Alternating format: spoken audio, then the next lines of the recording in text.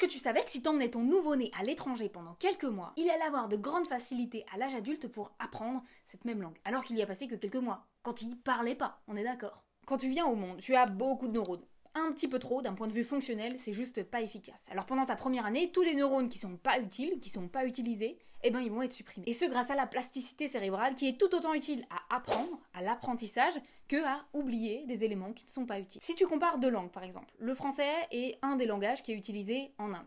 Tu vas te rendre compte qu'elles sont extrêmement différentes. Qu'un Français qui ne parle pas la langue d'eux ne sera juste pas en capacité de distinguer par exemple les différents types de qui existent dans cette langue. Et c'est là que les super pouvoirs des bébés entrent en jeu. Si tu prends ton nouveau-né et que tu vis avec lui dans cette partie de l'Inde pendant plusieurs mois, alors même qu'il ne parle pas encore, les neurones qui sont en capacité de discriminer les différents sons, typiquement le D, ces neurones vont être activés parce qu'il interagit avec son environnement pendant ces premiers mois-ci. Alors les neurones qui sont capables de discriminer, ils vont toujours être disponibles dans le cerveau, peut-être moins accessibles, mais en tout cas, quand l'enfant à l'âge adulte voudra apprendre cette langue, ça lui sera beaucoup plus simple car il aura la capacité toute naturelle à discriminer des sons qui nous paraissent à nous complètement identiques. Je sais pas si tu savais, mais à 9 mois, un bébé est capable de discriminer sa langue natale avec une langue étrangère. Et autre petite info, un bébé bilingue de 20 mois sera en capacité de repérer des grosses fautes grammaticales dans les deux langages qu'il connaît. C'est fou, non, ça? Moi, ça me...